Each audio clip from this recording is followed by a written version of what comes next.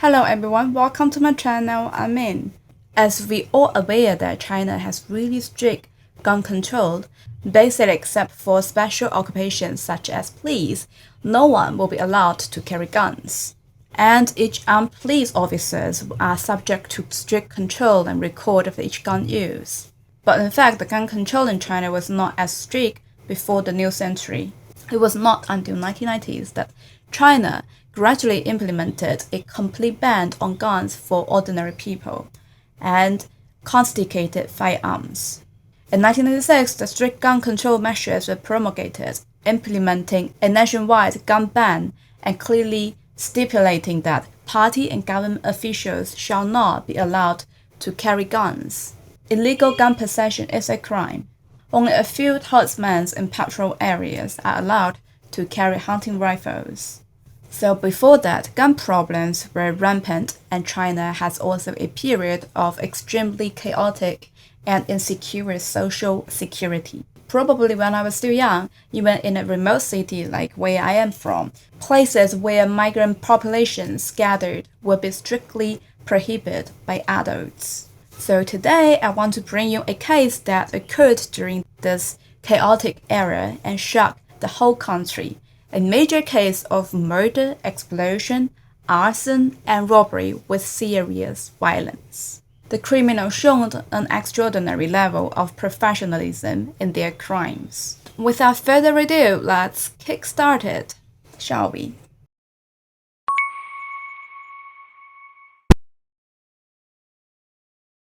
On 28th of January 1995, it was 2 days to the Chinese New Year.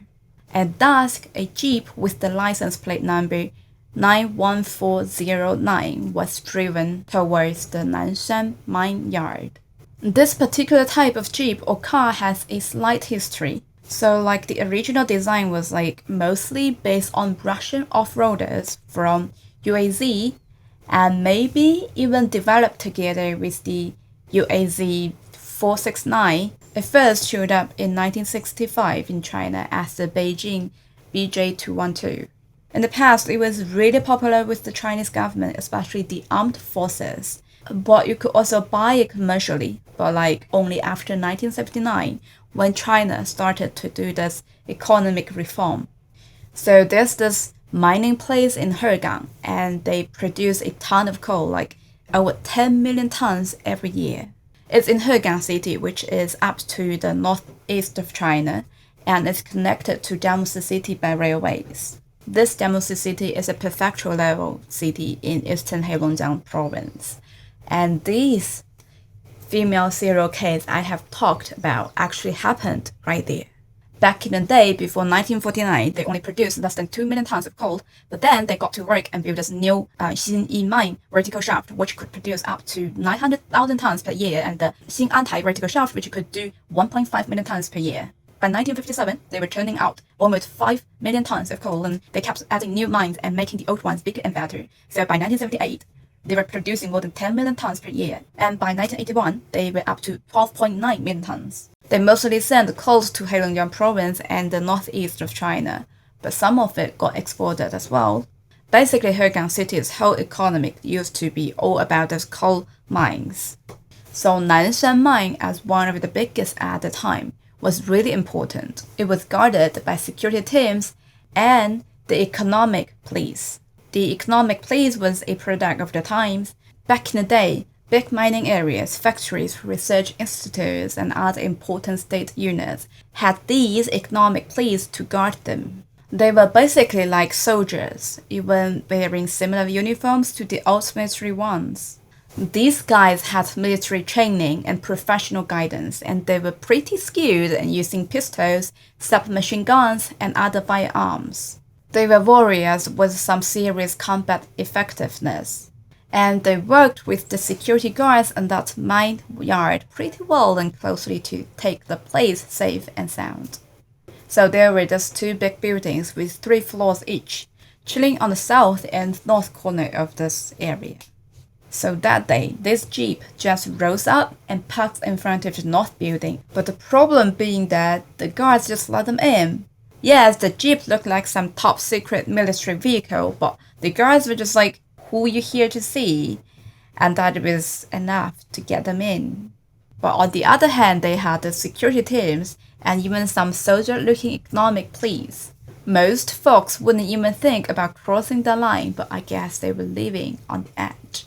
But that's the thing, if you don't pay attention, accidents happened. And it's a coincidence, is it, that June is a safety production month in China, so everyone's gonna be extra careful at work. Funny enough, this case happened because of their incompetence and careless. So 4 dudes jumped out of this jeep like they were on some mission. They split into 2 pairs and took down the security office and the duty room of the economic police. It was over a flash. They took out all the on-duty cops and guards with hunting guns, not caring who they hit. Once all the guards were down, one of the pairs busted open the iron door behind the security office like it was no big deal. And the road was there. Nanshan Mine was this huge mine factory with loads and loads of workers. But due to some management and other issues in the past, the workers wouldn't get paid on time. Instead, their wages would pile up until the Chinese New Year came around, and then they'd get paid all at once. And they could only get paid in this cold hard cash. Obviously, you don't have online payment back then, right? 1 year, right around the Chinese New Year, the workers finally got their wages, and it was gonna be a huge amount of money, like millions of yuan worth of cold hard cash, all kept in this vault. So I checked with this FX top currency converter and found that 100 yuan in 1995 is now worth about 182.11 yuan, which means if it was about 10 million yuan locked in the vault back then, it would be like robbing 20 million yuan worth of workers' wages today. That's a boatload of money, especially in the past when money had more value. But that's the thing, the 2 of these burglars were clueless about how to crack open this vault. So they started digging around the room and trying to find the keys, right? So as they were digging, little did they know that there were 4 living guards who were hiding behind the vault. They decided to hide in the vault because they thought that the security office was too chilly and the winter in Hegang was too cold for them. So the security department director, along with some of his closest subordinates, decided to slip in that vault. Initially, when they heard of these gunshots outside of the vault, they thought it must be some harmless firecrackers. As you might know, that's a big part of this Chinese New Year tradition. But when they opened a little crack in the vault door and were about to join the party, they heard screams. They soon realized that there might be some bandits robbing. So they quickly closed the door and locked the vault from inside. And I bet that's the reason why those thugs couldn't get into it. Luckily, they had weapons positioned in the vault, so they all equipped themselves with weapons. So the security team was spying on the bandits through a sneaky observation hole and could see them sifting through boxes and cabinets outside of this vault. There were 2 of them, one with long hair that looked like a lady and the other appeared to be a guy. But either way, they were both packing heat. The security boss took one of his top gunslingers out of the vault through a secret door, with the plan to creep up behind the 2 bandits and catch them off guard. The secret door is connected to a secret passage that leads to the corridor outside of this vault, and only the security team member knew about this. But just when they thought they had the bandits surrounded, another pair of bad guys appeared and attacked them from behind. These guys had already taken out the economic police and were clearly here to meet up with the first group in the vault. And guess what? They ran right into the director of security and his partner. Without missing a beat, the bandits opened fire and took out the crack shot first. The security chief managed to find some cover nearby, but the 2 of them were still outnumbered and under attack from all sides. It looked like a game over for them, until 2 more security guys showed up and opened the vault door, extending their submachine guns through the gaps to provide backup fire support. The crack shot who fell down didn't just sit there and wait to die. Nope. He pulled out his pistols and started shooting back at the bandits, even managing to hit one of them while he was injured and on the ground. Both sides engaged in intense gunfire, like something straight out of an action movie. It was all too real. In the heat of the battle, the security chief managed to break a window and escape, rolling and crawling his way to the second floor of another building. That was the dispatch room for the entire mining area. The dispatchers heard the sounds of gunfire coming from downstairs and were scared out of their wits hiding in the office. It wasn't until the security chief burst in and shouted at them to call the police that someone finally managed to get the courage to dial the number. In the meantime, the bandits downstairs pulled out some explosives from their bags and shoved them into the gap in the vault door. These were no ordinary explosives, mind you. They were the kind used for mining, the kind that blast through rock layers. If they went off, the security guards in the vault wouldn't even be able to find their whole body. But that's where the luck comes in. One of the security guards in the vault actually came from a family where everyone dealt with explosives. He grew up around bombs and all that stuff, so when he saw the explosive being thrown in, he instinctively caught it and pulled out the fuzz. Afterwards, he realized that he had just saved the day. Crisis averted. And after they all breathed a sign of relief, they reloaded their guns and started shooting out again. So then, out of nowhere, this distant but fierce police siren gets louder and louder. The crooks still hadn't managed to crack the safe. They were forced to give up and make their escape. As they left, they set fire all over the place, and the entire floor was filled with thick smoke. By the time the cops showed up, which was like about 5 minutes later, the robbers had already escaped, leaving behind an entire floor of injured or dead guards and stuff. When they finally cleaned up the mess, they found out that 11 people had been killed in this incident.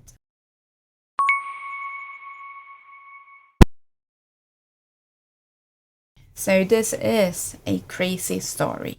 It was a super vicious case, and those bandits were about to escape. The local government in Hegang had to impose a curfew throughout the city because of it.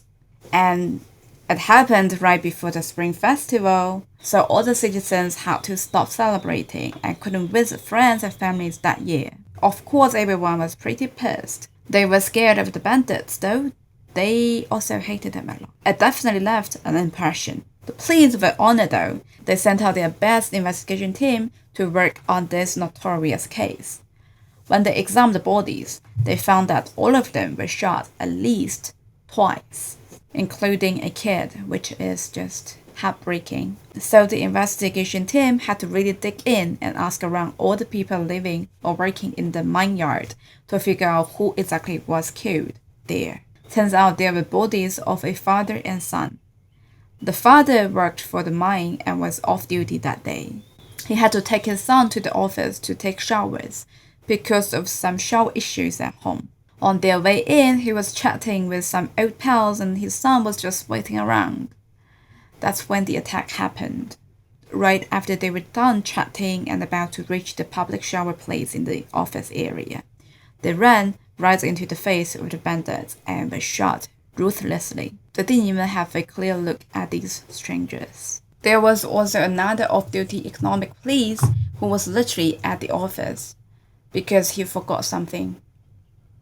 The police had to visit all the employees and their families to find out who these bodies belonged to, while the veteran detectives on the investigation team were doing their thing.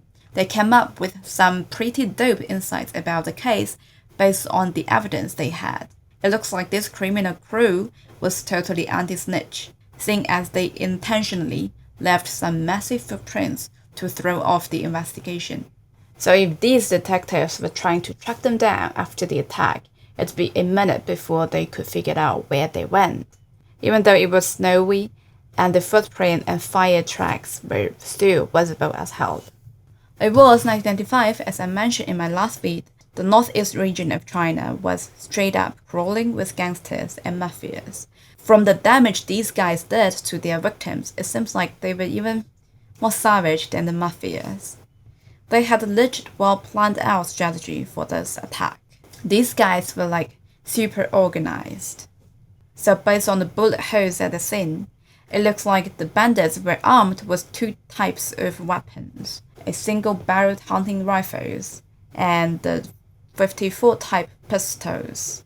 It's possible that they got their hands on the pistols by ambushing the economic police, and as for the hunting rifles, they were 5-shot hunting rifles made by an old factory in northeast China. This factory had the extensive job of supplying hunting rifles to the local forestry department and public security department. Let's be real, even though they were supposed to be exclusive, gun control back then wasn't as strict as it is now. There were plenty of guns floating around the private sector. You could casually buy and sell hunting rifles on the black market, so it wasn't hard for the criminals to get their hands on guns. Honestly, if the investigation team tried to trace where the guns came from, they'd probably have a better chance finding a needle in the haystack. It's not like they'd find any clues in a short amount of time. So they shifted their focus to the jeep the criminal drove. The jeep was actually pretty special and used by the military a lot. But someone stole it, and I think you've bet it. When the police finally found it, it was totally abandoned, and they had to start their search from scratch. They didn't find anything except for this weird long skinny black thing that was stuck in the seat gap on the co-pilot side. At first they thought it was a hair, but after giving it a closer look and a good rub, they realized it was some kind of chemical fiber or something. They weren't exactly sure what it was, so they put it in an evidence bag to keep it safe. You know how it is with the crime scenes. There are always so many distractions and things going on. The police force can't focus on every little thing, so they decided to put more effort into investigating the north building where the attacker went down. So like 4 days passed, and the police counted all the victims. Turns out they identified 10 out of 11 bodies, but they had no clue who was the 11th body. Maybe it wasn't even part of the staff. Could it be a visitor or something? I mean, he was found in a security office, which is kind of weird. Did he actually get caught up in the attack, unfortunately die in the chaos, like the father, son, and this off-duty economic police? But here's the thing, they found 2 staff members' bodies in their beds, and it was not cool to welcome visitors in bed, especially in a conservative era, like back then. So this 11th guy probably wasn't a visitor either. Also, he was found in the middle of the office, which was pretty far away from all the beds and everything that could catch the fire. But weirdly enough, he seemed to have caught most of the fire. It's almost like he was the real target of this burning thing. The bandits were trying to burn him off, which means he could have been a major clue, right? According to the forensics, this 11th victim was about 30 years old, limbs burned to charcoal almost, and the fire even went into his organs.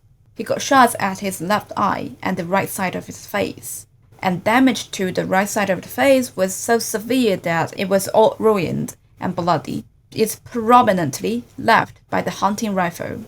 The body was so seriously burned, they could only get very little information about him. One was that he had a fake tooth that survived the fire, and the material of it was the most common and cheapest rinsing glue. Anyone could have a tooth like that. The other clue was that this guy was wearing a yellow trousers when he died. Basically, these useless information is it. While they couldn't get useful objects on the body, the investigators thought, what if they could get a breakthrough from the body itself, as it looked very weird. The guy's right side of the face was damaged to a point that no one could survive. Then why the bandits needed to give another blow to his left eye?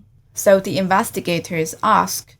The forensics took another close examination to the body, and this time they finally found something that could corroborate their hypotheses. In this autopsy, the forensics found a small concealed bullet mark in the brain tissue of the 11th body.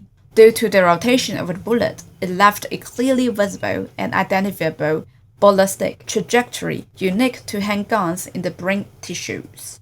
And like I said above, on this surface, the body's right face looked like it was shot by a hunting rifle, right? And in my description of this gunfight between the security and the bandits, the crack shot actually shot a criminal right in the head. Although the situation didn't allow them to confirm which part exactly he shot in the face of that robber, they knew one of them was shot in the head. Apparently, this whole thing could be that one of the bandits was shot in the face and he couldn't keep up with their later actions, so this injured guy got backfired by his buddies. They straight up shot the guy in his existing bullet wound with a hunting gun no less, just to throw off the cops and made it look like the 11th body was one of their own. Thankfully, the detectives working the case were total pros and figured out what was up. But if it weren't for them, these guys might have gotten away with it scot-free. They even fired off an extra shot to cover up their tracks during the gunfight. That's some next level thinking and fighting. I mean, they had to prepare for unexpected situations and figured out how to make a clear getaway. Pretty impressive, is it? But that's for his right side of the face. What was going on with this shot to the left eye then? By the logic, they were trying to cover up some other information, right? But what was it? Let me guess, this guy must have been having a something on his left eye that was gonna catch attention. The old case files from the Public Security Bureau show that there was a robbery at a savings bank in Hegang on the 5th of May 1991. According to the case witnesses, one of the robbers had droopy eyelids and loads of extra skin on his left eye. So the police in the past brought in more than 20 suspects with similar eye stuff for questioning, but they didn't get them. But because of this big surge of suspects, the robbers probably figured out that one of their own was exposed. Therefore, in this crime, they might as well dispose of this teammate who might have exposed his identity and lost his mobility. But that's it, that's what they got. So the cops back then were stumped on the case until some hotshot detectives joined the game and took over the case. And one of those later joined experts actually played a big role in the investigation of Gao Chengyong, a serial case that I introduced in my very first video on this channel. Anyway, the experts brought some new ideas to the investigation. There are actually some forensic techniques that can scrub off all the dirt, dust, and even burnt charcoal from the skin to reveal what it really looks like. Human skin has 3 layers: the epidermis, dermis, and subcutaneous tissue. The fire burned away only the outer layer of the skin. By using some fancy forensic techniques, they were able to get rid of all those burnt stuff and find some skin hiding underneath. Guess what? They found a tattoo on it. This tattoo really looked like a Chinese dragon. Apparently, Northeast China is pretty close to the Koreas, and the local gangsters loved to get their tattoos from South Korea. With this tattoo, they finally got the scoop that the victim is this dude named Tian Yuan, and he wasn't an only child in his family. He had a brother named Tian Yu. So the cops quickly found this crib and started asking around to his peeps and the neighbors. The family said that Tian Yuan was out of the country working in South Korea with his brother and his crew. But since Tian Yuan was found dead in that security office, they knew the family was totally lying through their teeth. While on the other hand, the nosy neighbors were all up in their business, feeding them tons of useless gossip. But believe it or not, they did mention something pretty interesting. Turns out Tian Yuan's brother Tian Yu was acting pretty queer. I mean, it was 1995, which was a really conservative era, like I have mentioned several times in the video, right? Anyway, Liu Yu was a little different from the rest. He loved wearing female clothes, like the drag queen type of clothes, and he even owned a bunch of wigs. The neighbors would often see him sassy around with all sorts of fascinating hairstyles. But don't let the drag queen thing fool you. Tian Yu was no pushover. Word on the streets that some years back, someone at the party trash talked about Tian Yu's crossing-dressing hobby, and Tian Yu wasn't having any of it. He straight up smashed a beer bottle over this dude's head and sent him straight to the emergency. After that, nobody dared to mess with Tian Yu and his cross-dressing hobby. Interesting, is it? The impression of Tian Yu from the neighbors gave them an idea that this black fiber they found in a stolen jeep could be from wreaked. Now it's highly possible that both brothers were involved in this case. But according to this gossip from the neighbors, these brothers wouldn't be the heads of the team. Apparently, the leader must be super troll, like nothing faces him, especially in the middle of the firefight where they need to cover up the body. Tian Yu, on the other hand, was pretty impulsive. He'd literally break some heads when he got unhappy. So the police were then able to identify 2 out of 4 suspects. So they worked extra hard to figure out all the relationship these 2 brothers had, separately, together, whatever. Their hard work paid because they found this guy called Sun Haibo. Turns out he was actually one of those suspects that the police had interacted with during this saving bank robbery case. But there wasn't enough evidence to prove that he was the criminal, so he walked free. Coincidence? I think no. Now if we take a look back at the files, it's recorded that Tian Yuan, the 11th body, was taken in for questioning regarding the saving bank accident, and Sun Haibo was with him. So if he was one of the 4-man group, then who would be the last one?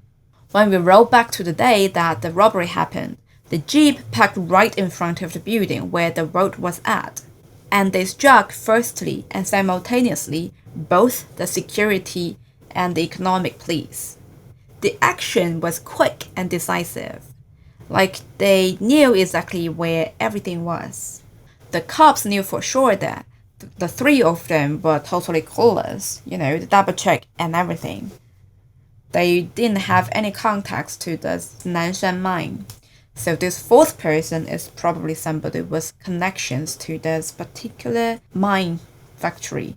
So follow this idea. They asked the mine yard to provide them the staff list. And the name quickly popped out.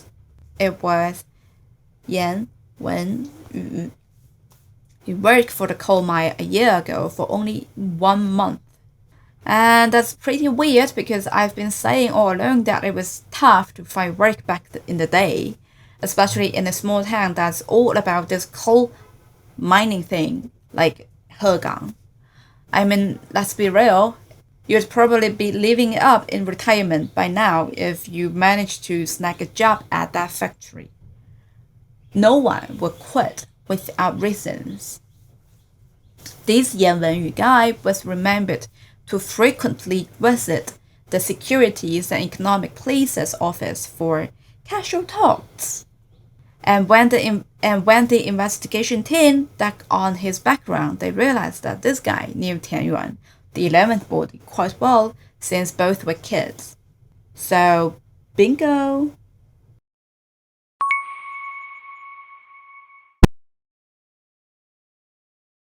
Sun Haibo had always been a book lover. Despite not being admitted to college, it didn't hinder his passion for reading. He would read extracurricular books after finishing his textbooks, especially enjoying books on strategy. In that relatively material-depraved area, Sun Haibo found boundless joy in the ocean of books. Detectives and crime genres were popular in the leisure books of that time, similar to how people today are curious about crime-related videos. My viewers. However, Sun Haibo was different. His curiosity went beyond more interests. He started contemplating practical applications while reading and thinking. So it was another cold winter day back in 1990. Tian Yuan and Sun Haibo gathered together, chit-chatting as usual. As the coal resources in Hegang mining area were continuously mined, local coal resources were gradually depleted. The operating efficiency of all those coal mines had declined significantly.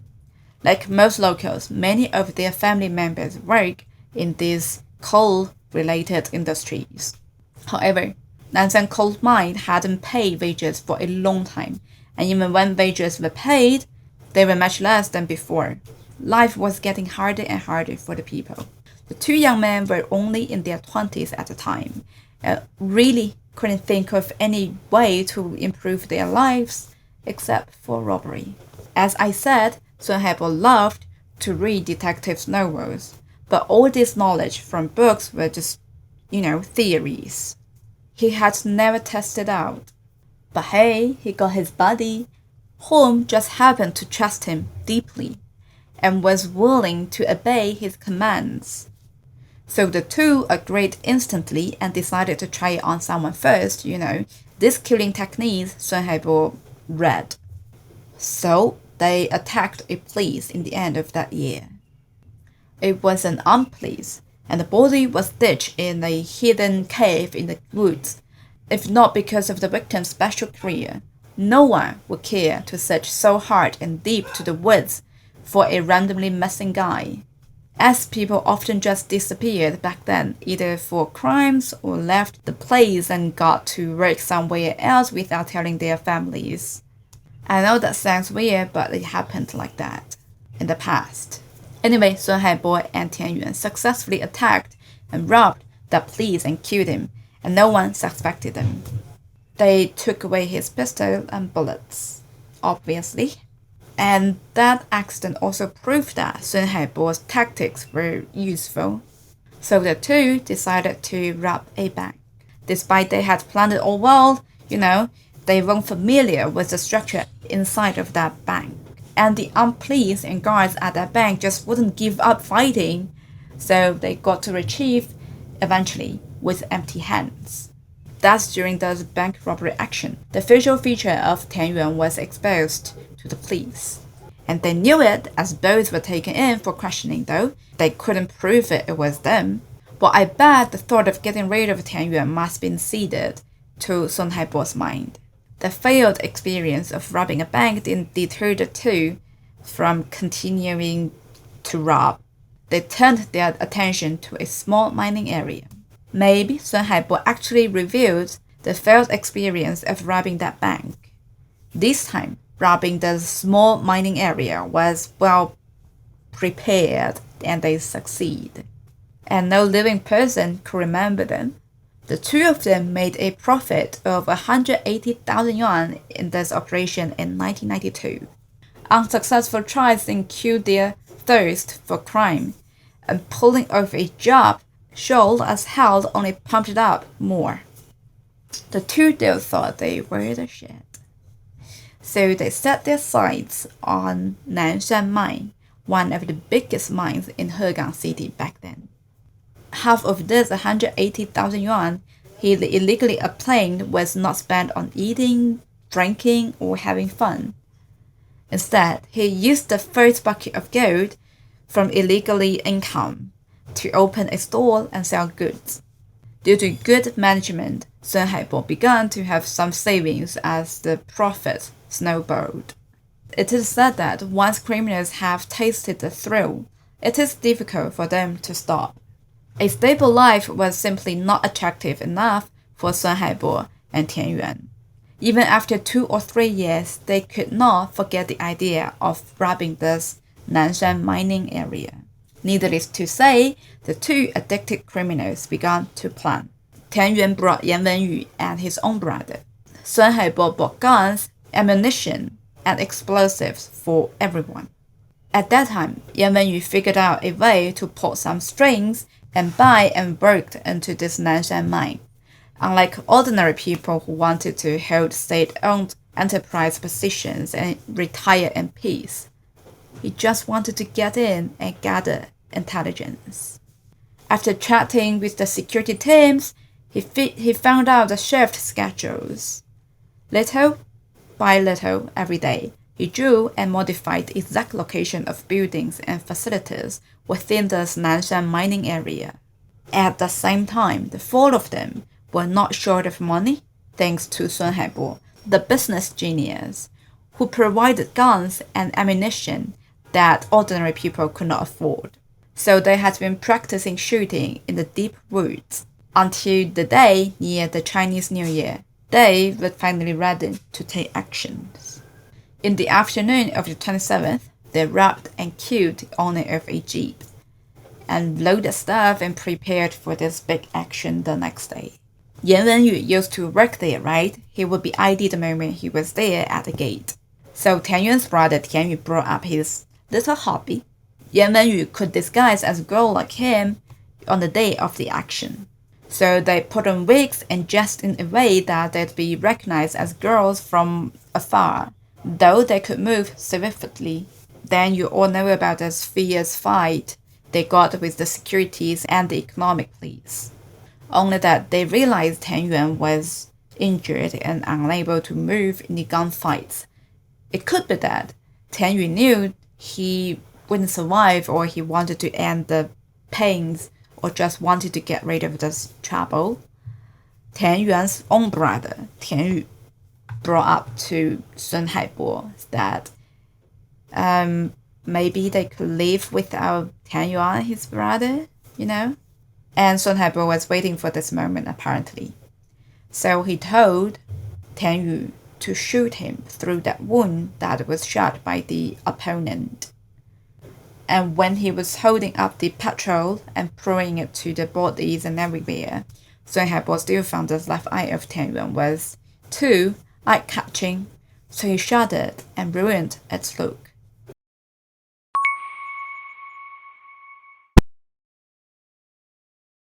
When the police confirmed the identity of the suspects, it was not too difficult to arrest them. After all, Hegang was not a big place. On the 16th of February 1985, Sun Haibo, Yan Wenyu, and Tian Yu was arrested in succession. However, they had obviously discussed in advance and they could rehearse about this. The police used various interrogation methods, and I bet they even used the torture, the thing to extract confessions. But Sun Haibo and Tian Yu did not open their mouths at all, let alone confess anything. They showed extraordinary psychology, unlike ordinary people. Fortunately, Yan Wenyu was relatively easier to deal with. In the end, he talked and revealed their secret headquarters.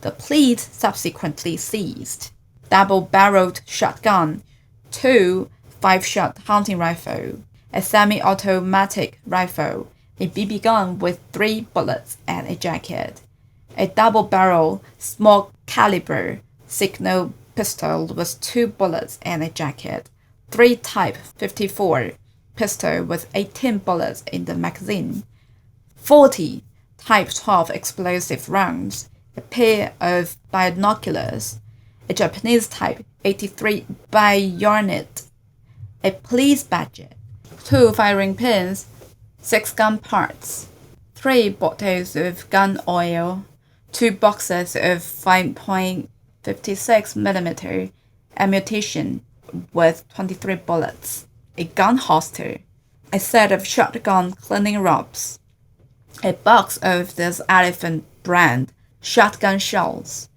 17 bullets for the Type 54 pistol, a canister of smokeless hunting gunpowder, and over 100 other bullets and shell casings.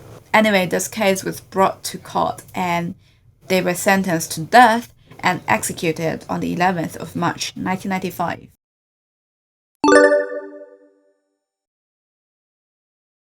Don't have much to blabber about today. The land in northeast China has truly been through so much. So there are these small towns like Hegang that sprouted around coal mines and then just kind of died out. Sad, but true. The economy of northeastern towns like Hegang hasn't really gotten any better. It's like stuck in the rut of something. The northeast is made up of 3 Rust Belt provinces, but because the local economy is weak, and the winters are just brutal. Lots of folks from the northeast had to peace out and head south to the richer and easier to live in cities. And this Hainan province in China has a big population of transplants from the northeast. This kind of structure problem is too difficult to figure. As a pure engineering girl, I feel that I don't understand this economic, so I won't talk nonsense. We should let the professionals worry about the matters, right? Even though some crimes aren't all about money problems, crime usually goes up when the economy is bad. At least that's my perception. In recent years, with the economy in the crapper, we've seen all sorts of nasty stuff going down. Fingers crossed the world shapes up. Thanks for watching and hope to see you in my next video. And let's hope my mic doesn't drop out on me again while I'm trying to spit this syllables.